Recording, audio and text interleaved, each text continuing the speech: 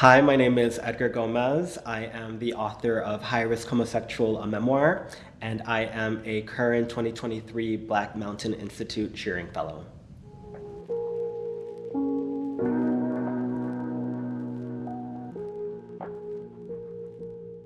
I feel like one of the hardest things about writing memoir, as opposed to other genres, is that you have your entire life worth of material to work with.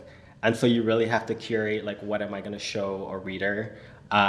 Because you obviously can't tell them everything, because that's going to be like, years and years and years of stuff. But because the subject of my book is machismo and queerness and pride, I basically just thought, what memories do I associate with those things? And I mean, whenever I start writing, I basically just start by writing a long list of like potential memories, and then I go through and I pick out the best ones. What's going to be like most interesting to a reader? What is the most dramatic? And yeah, that's how I sort of self-curate. Oh yeah, the whole time that I wrote about my mom, I was like, I don't know if I should do this. I don't want to put our business out there. My family's pretty private. There's this expression in Spanish, la ropa sucia se lava en casa, which means dirty clothes is washed at home.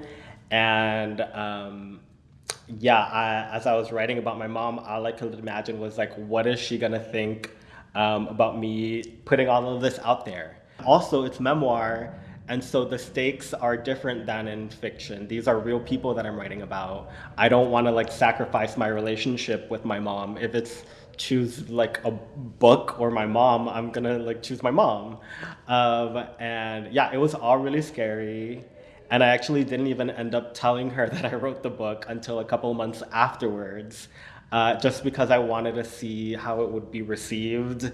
I wanted to see what other people would think of the quote unquote character of my mom. I'm happy I did it because it brought us closer. The way that I navigated, public versus private was I didn't super navigate it. I just assumed that I would get rejected by the industry and wrote whatever I wanted. I'm just gonna write, hope that it gets published, but none of this probably will. And so I think that really freed me in a weird way. Instead of me being like, ugh, I'm just gonna give up, it made me think, okay, I guess I can just write whatever I want because, nobody's gonna read this anyway. This is never gonna get published. And so I didn't really have a super big filter, which in retrospect, I'm like, okay, maybe you shared a lot and you could have like, kept a few more things to yourself. Yeah, so I have a secret Central American agenda. Oftentimes, Central American narratives aren't spotlit, and when they are, they're just really sad stories about suffering and trauma.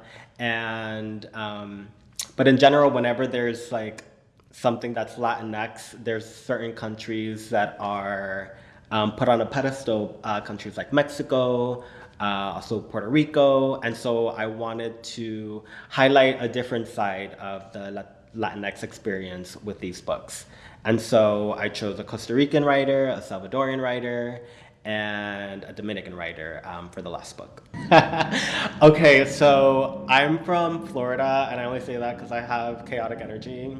And basically, the first day I got here, me and my boyfriend, we were like, okay, let's like go out and like see what's going on, even though we like were running on no sleep.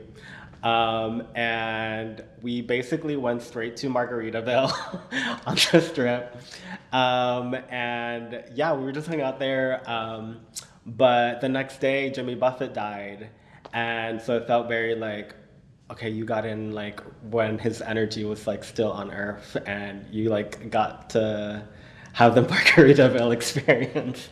Yeah, I guess that's the craziest thing. Do you think Jimmy Buffett would still be with us if you hadn't found the Margaritaville? I do blame myself. Yeah. All right, we have that on film.